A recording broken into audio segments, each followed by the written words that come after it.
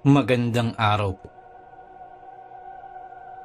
Sana po'y nasa mabuti kayong kalagayan. Ako po ulit si Obet. At meron na naman po tayong kwentong ibabahagi sa inyo. Ito po'y naganap sa totoong buhay.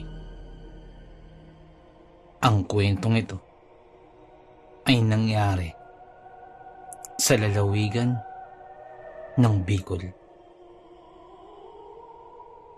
Ito po ang kwento.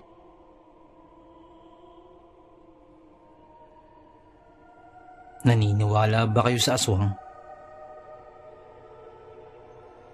Alam niyo ba na may dalawang klase ang mga aswang? Para rin silang mga tao. May masama, may mabuti. Ako nga pala si Mayo. At ito ang aking kwento. Bata pa lamang ako ay namulat na ako sa madilim na bahagi ng mundo. Hindi naligid sa aking kaalaman ang tungkol sa mga kakaibang mga nilalang, lalo na ang mga aswang. Dahil sa maniwala kayo at hindi, ay naging kaibigan ko ang isa sa mga ito. 14 na taon ako nun. Sariwa pa sa aking gunita. Meron kaming tinatawag na treehouse sa likod ng aming lupa sa probinsya. Iyon ang madalas naming tinatambayan na magkakapatid at magpipinsan. Medyo may distansya ang layo nito mula sa aming bahay. Pero malapit lang din naman kung lalakarin. 14 na taong gulang pa lamang ako nun nang naisipan kong pumunta sa treehouse. Ako lamang mag-isa. Katatapos lamang ng tanghalian nun. Pagkadating ko dun, ay hindi ko inaasahang makakita ng isang babae. Subalit, madumi ang kanyang itsura. Parang nakakatakot. Patakbo na sana ako nang mapansin kong tila may luhang pumapatak mula sa kanyang mga mata. Umiiyak ang babae. Noong unay umaangil pa ito sa akin na parang galit na pusa.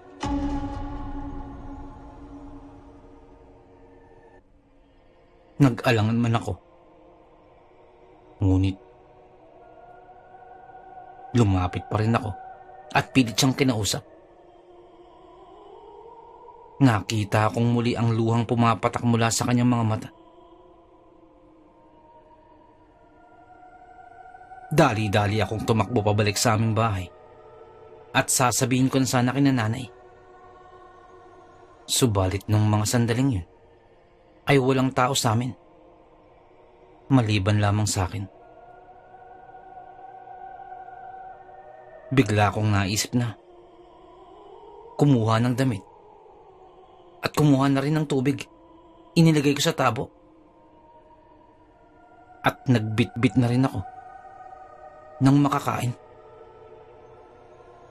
Habang pabalik, ay naiisip ko na baka tumakbo na ang babae. Ngunit pagkadating ko dun, ay nananatiling naroroon ang babae at hindi ito umalis sa kanyang pwesto.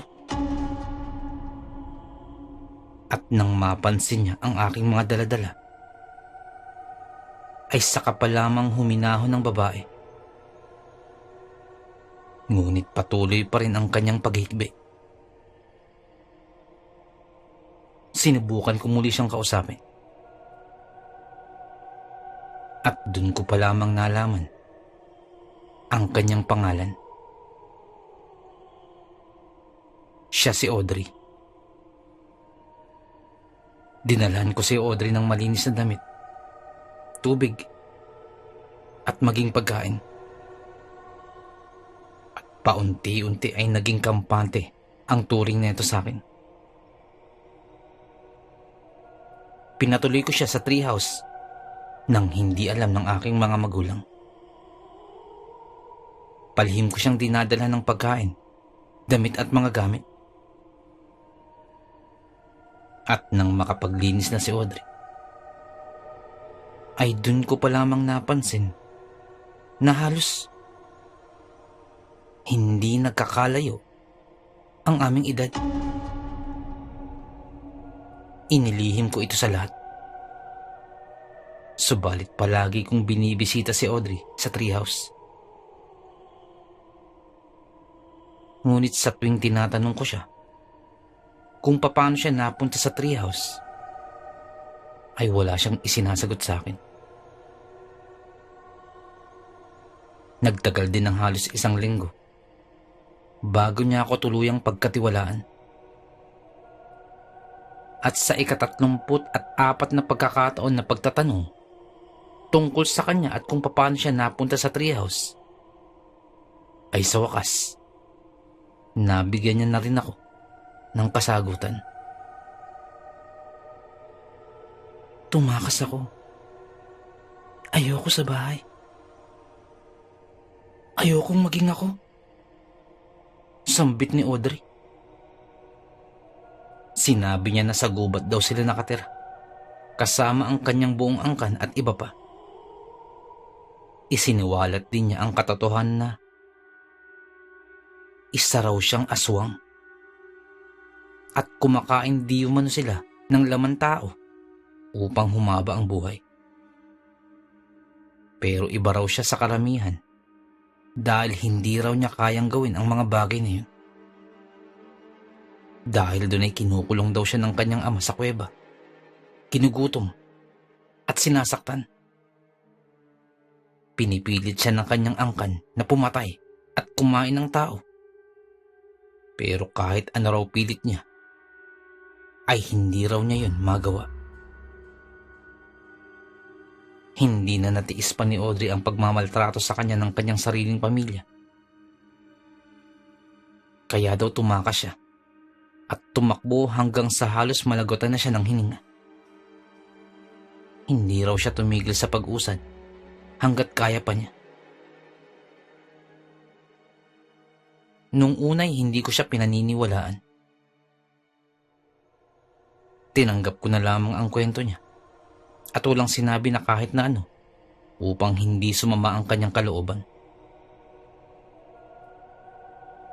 Ngunit nang sumapit ang kabilugan ng buwan, ay nasampal ako ng katotohanan. Totoo nga. Aswang si Audrey. Gabi na nun nang magkaroon ako ng pagkakataon na makalabas ng bahay upang mapuntahan siya. Hinintay ko pa kasi na makatulog ang aking mga magulang upang makalabas. Wala pa rin kasi nakakaalam na may nakatira sa treehouse. Mabilis akong umakyat sa itaas nang makarinig ako ng mga ingay. Sa takot na baka magising ang aking mga magulang, ay hindi ko na napansin pa ang mga kalat nang makarating ako sa itaas. Nakita ko siya sa may sulok, nakatalikod at may ginagawa. Tinawag ko siya. At nang humarap siya sa akin, ay napaupo na lamang ako sa takot at gulat. Puro dugo ang kanyang kamay at bibig. Nagniningas din ang mga mata nito na parang sa apoy. Nanigas ako sa aking kinaupuan at hindi makagalaw. Nakatitig lamang ako sa kanya habang dahan-dahan siyang humaharap at lumalapit sa pwesto ko. Nagtaasan lahat ng aking balahibo nang marinig ko ang kanyang mga angil na parang gutom na leon. Nagpatindi pa ng kaba sa aking dibdib ang dugo na tumutulong mula sa kanyang bibig. Higit sa lahat, ay malapit na siya sa akin. Audrey! Audrey! Sambit ko na lamang. Napapikit ako ng akmang aabutin na niya ako. Ngunit ilang minuto na ang lumipas, ay wala naman akong naramdaman. Kaya naman, unti-unti kong minulat ang aking mga mata at nagtaka. Lalo na nang makita ko siyang umiiyak habang nakaupo. Nakatungo. Ilang dangkal lamang ang layo mula sa akin.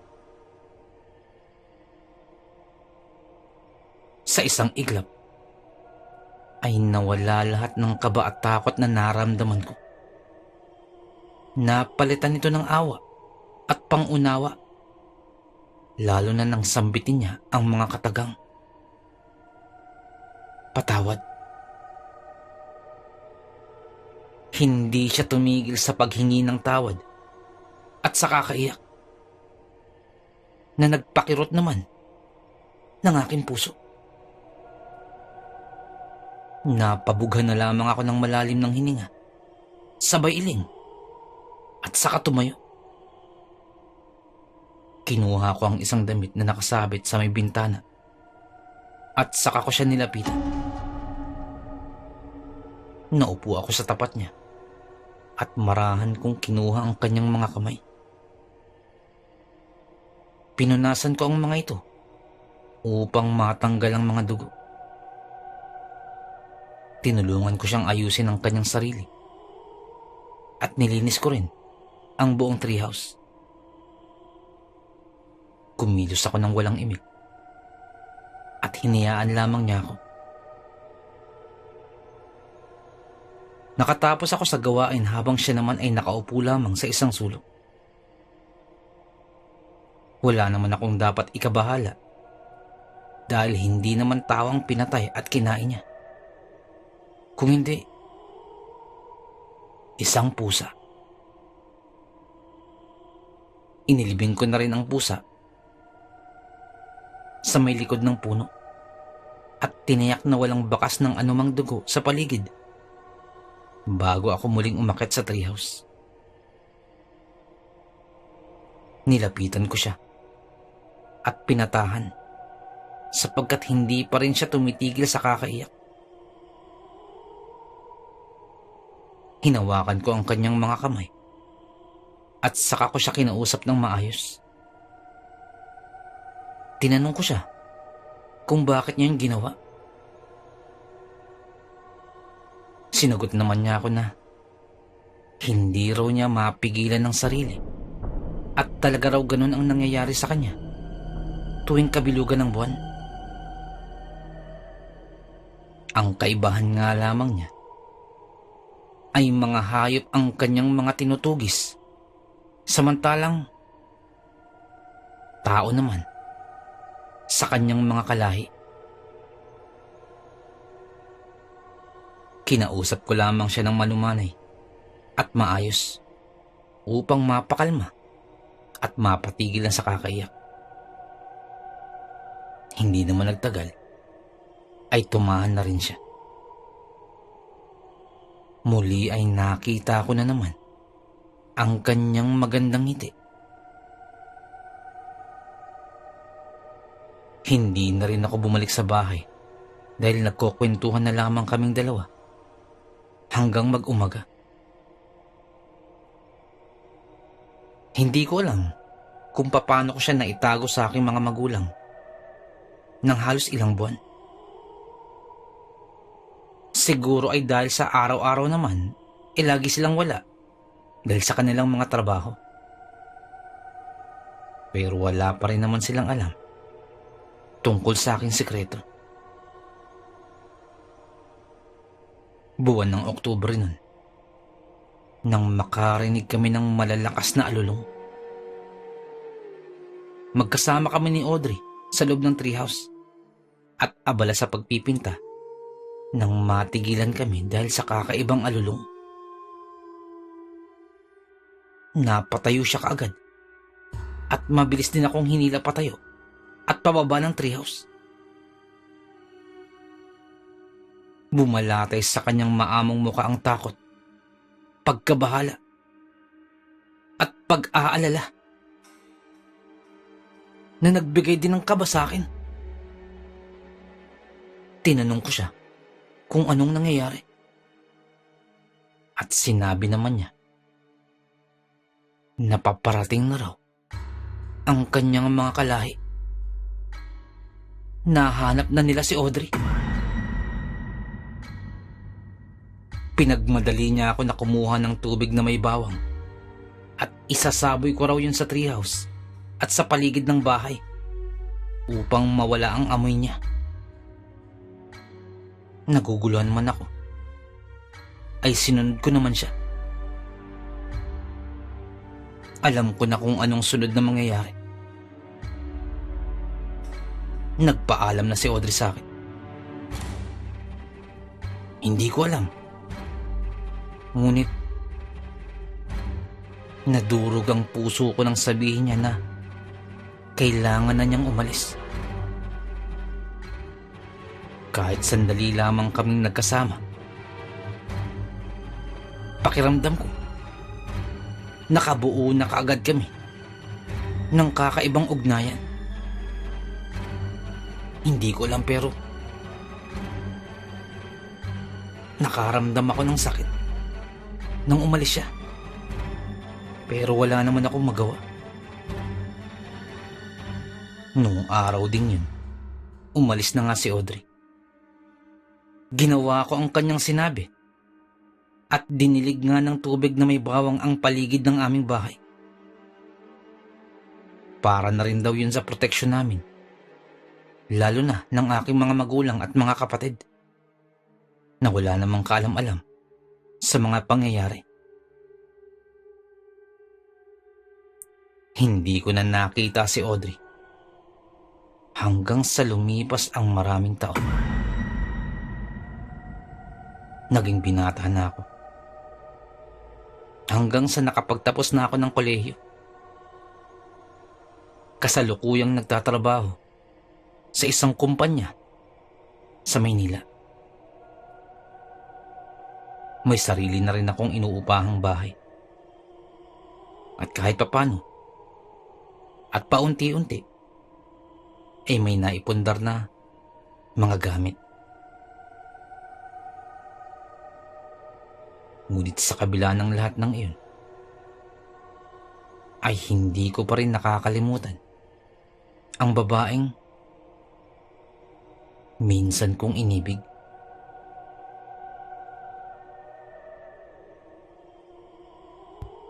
Sabi nga nung mga nakalagay sa slam book, first love never die daw. Bata pa naman ako nun. Pero huli na nang mapagtanto ko na iniibig ko na pala siya. Ngunit sa kabila nun, ay nasa panig ko yata ang kapalaran dahil bukod sa nakamit ko na lahat ng aking mga pangarap, ay binigyan niya pa ako ng pagkakataon upang makitang muli ang unang babaeng nagpatibok ng aking puso. Nagbalik siya. Bumalik si Audrey. Gabi na nun, dahil madami akong tinapos na gawain sa opisina. Papauwi na ako nun at papasok na ako sa inuupahan kong bahay nang matigilan ako sa aking paglalakad.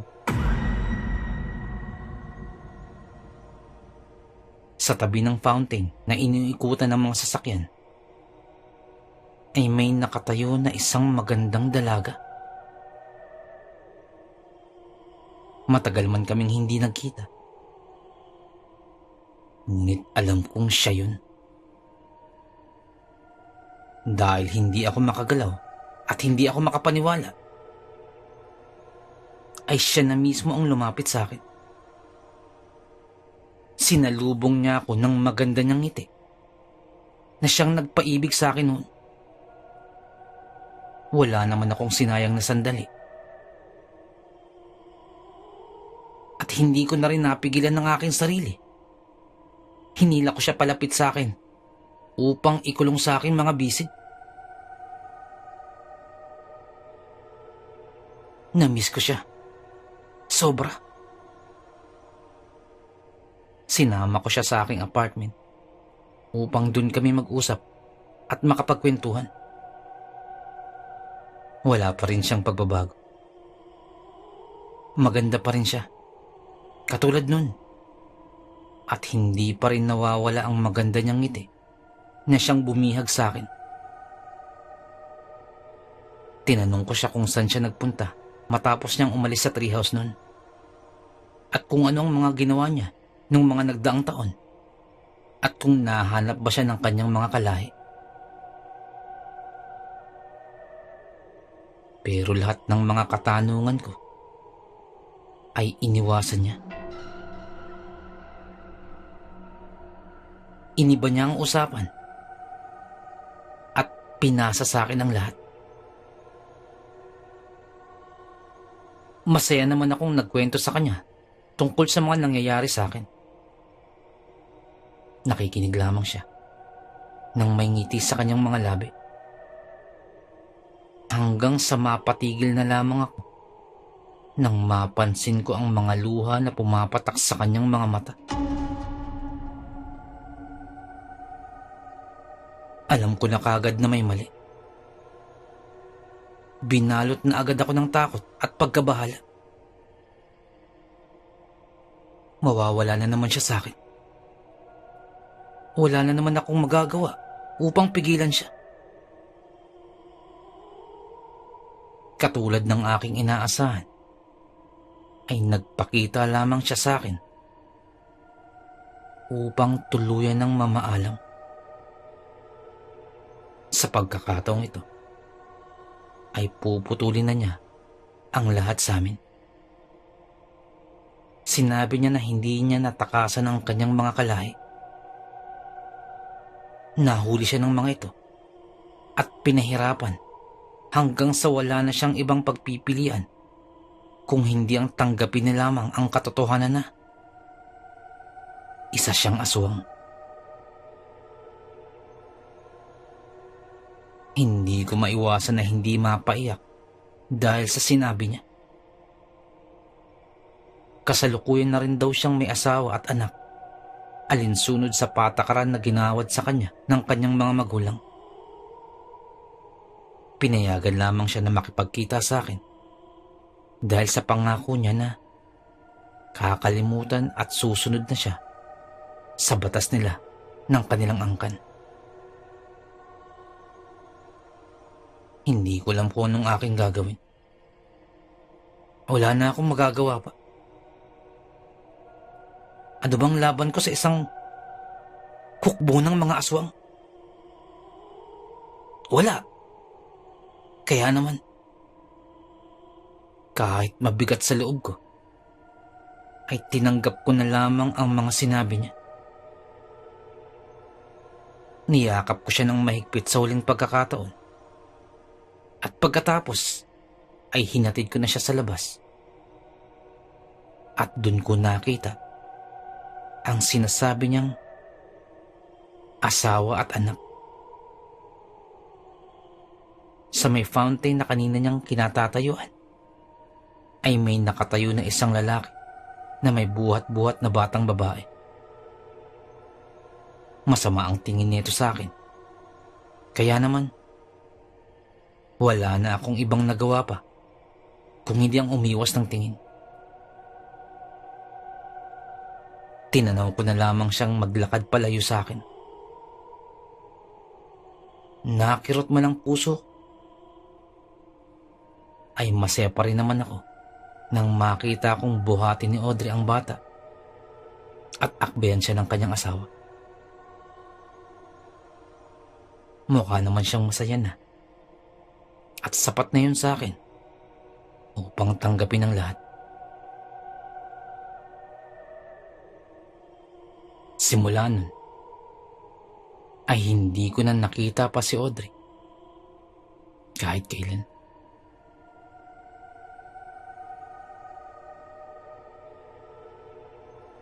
Ngunit kung minsan, napapansin ko na parang may nakamasid muli sa akin sa tuwing uuwi ako sa aking apartment. Iniisip ko, baka si Audrey yun. Napakahiwaga ng ating mundong ginagalawan. Napakaraming bagay ang mahirap ipaliwanag.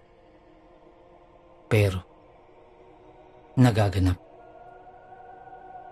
Hanggang dito na lamang po. Salamat po sa pakikinig. Magandang araw po.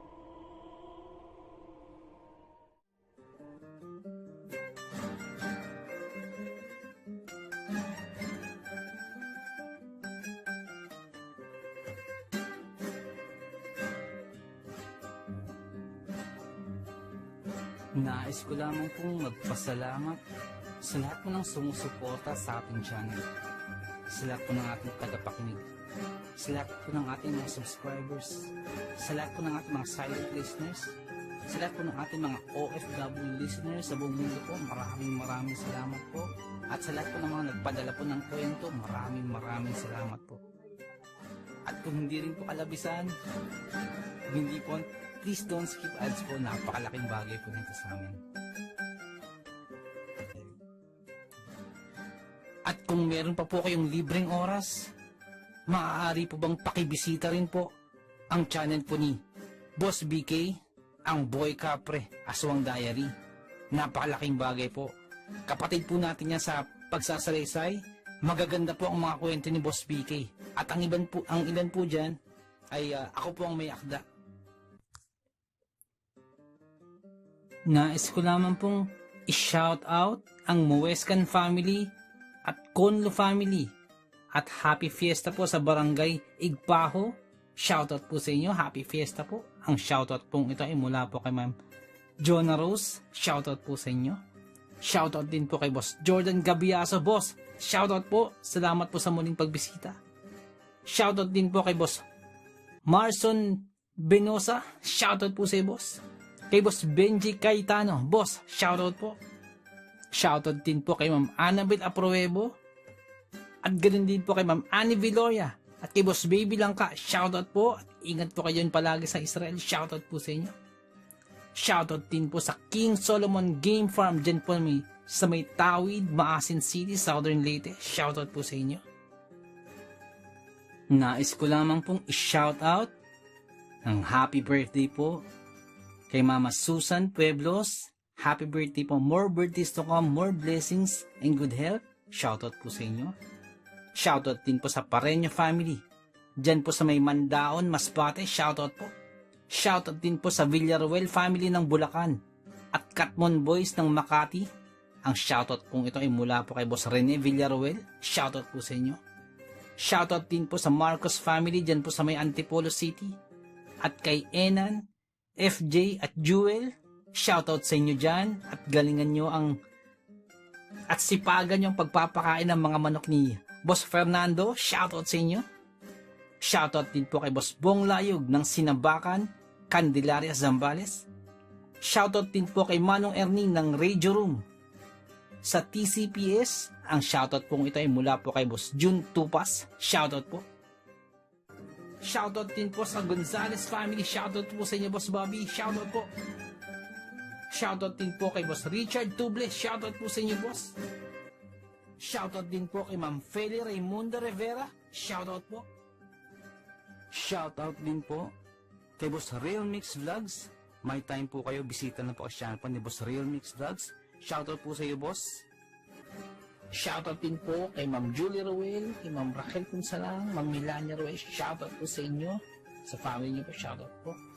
Tapos Loreto Ihaan Jr., shoutout po. Sir Ron Pilapid dyan po sa Kentucky, shoutout sa iyo. Tapos Liay Estoque, shoutout. Tapos Edison Velasco, shoutout.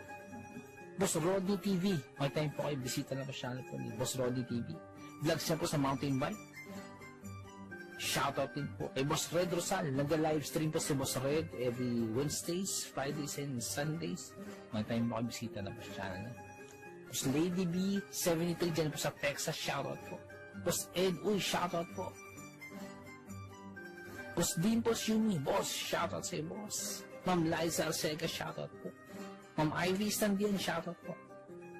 Boss Rochelle Abiliar, may time po kayo, bisita na po sa channel po. Rochelle Abiliar po. Ma'am Melanie Passion, shoutout. Ma'am Milagrosa Look, shoutout. Boss Nonoyski, shoutout sa iyo, boss.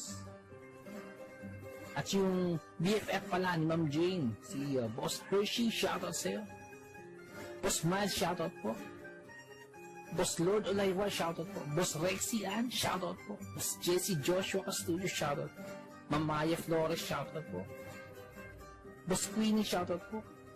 Boss Alberto Liano, shoutout po. Ma'am Michelle Cedron, shoutout po. Ma'am Susan De Los Santos, shoutout po. Boss Ron and Ma'am Lenny Fish, shoutout po sa inyo. Sir Reynaldo Silong, shoutout po. Ma'am Charlene Gumansing, shoutout po. Boss Psychic Scorpio, shoutout po. Ma'am Marianita FL, shoutout po. Boss James Channel, may time po kayo, bisita na po channel po ni Boss James. Ma'am Maribel Salcedo, shoutout po. Boss Vinci Maya, boss, shoutout po. Boss Leonardo Manalo, shoutout po. Boss Uni Cotton TV, shoutout sa iyo, boss. May time po kayo, bisita na po sa channel. Uni Cotton TV. Boss Yoreski Escalona, shoutout sa iyo, boss. Boss Jopay Bertuto, boss, shoutout sa iyo. Ate Peng, shoutout po. Ma'am Elaine Almera, shoutout po. Boss Supremo Proxky, dyan po sa Cavite, shoutout sa iyo, boss. Ang Bless na Baka, shoutout po. Ma'am Christian, dyan po sa Hamburg, shoutout po. Kaya, Sir Alex of Southern Mindanao Clip Experience, shoutout sa iyo, sir. Boss Jimmy Pandong, shoutout po. Kay Tata Estong Nestor Bauyon, dyan po sa London, shoutout po. Ma'am Mary Asilar, shoutout po, dyan dito sa UK. Boss Edward Maliling, boss, shoutout po. Boss Raymond Glover, shoutout sa iyo, boss. Ma'am Miraiza Miguel, shoutout po. Shoutout po kay Boss Ricky Gonzalez, kay Boss Bobby, kay Ma'am Milagros Gonzalez, kay Sir Romeo, shoutout po sa inyo. Boss Sai 1986 vlog, may time po kayo bisita ng channel, Sai 1986 vlog. Boss Young's Life, shoutout. Boss Russell Ferreira, shoutout. Boss Mslack, shoutout. Miss Jabel, shoutout po. Boss Joji D, shoutout. Ma'am Liza Arcega, shoutout po. Ma'am Selena Rawato, shoutout po. Boss Francis Maula, shoutout po. Stacy Vlog, dyan po sa Spain, shoutout po. Boss Mary Tales, may time po kayo bisita ng channel po ni Boss Mary Tales. Ma'am Mayna Buo, shoutout po.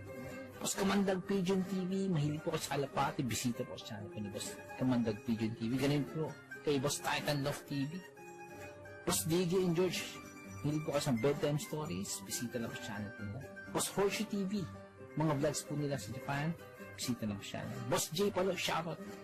Boss Pedro Tampo, shoutout po. Ma'am Maria Lizel Barro, shoutout. Ma'am Aubrey Delgado, shoutout sa iyo, ma'am. Sa family po, sa husband niyo po.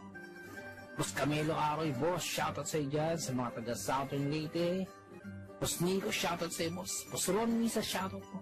Ma'am Erika Tihano, shoutout po. Boss Angie Tatifuco, shoutout po. Ma'am Ana Sato, shoutout po. Ma'am Eli Cono, shoutout po. Boss Freya's World, shoutout sa iyo, boss.